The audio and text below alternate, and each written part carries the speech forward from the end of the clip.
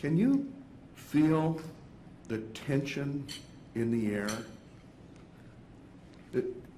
It's not just me, and that tension has not just been here during the course of this conference.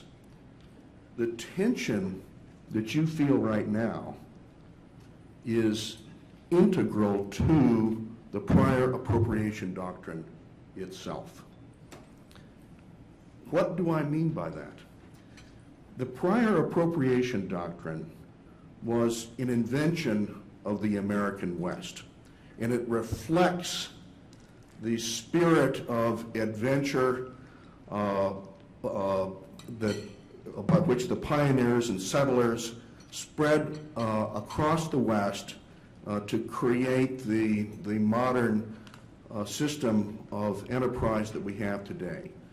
What is it based on? It's based on a spirit of entrepreneurialism, of capitalism in its perhaps purest form.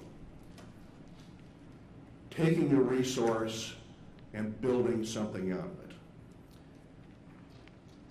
Now, when we think about capitalism, I think about it a lot because I was trained as an economist before I went to law school. And I think most of us think that one of the factors, one of the components of capitalism is speculation. To an economist, a speculator is not an evil person. To an economist, a speculator is one of the mechanisms by which the economic energy can be harnessed to advance the ultimate goals of a prosperous society. Not so under the prior appropriation doctrine. The prior appropriation doctrine despises the speculator. Speculators should be hung. Speculators are evil because under the prior appropriation doctrine, only one thing matters: taking that resource and applying it to beneficial use.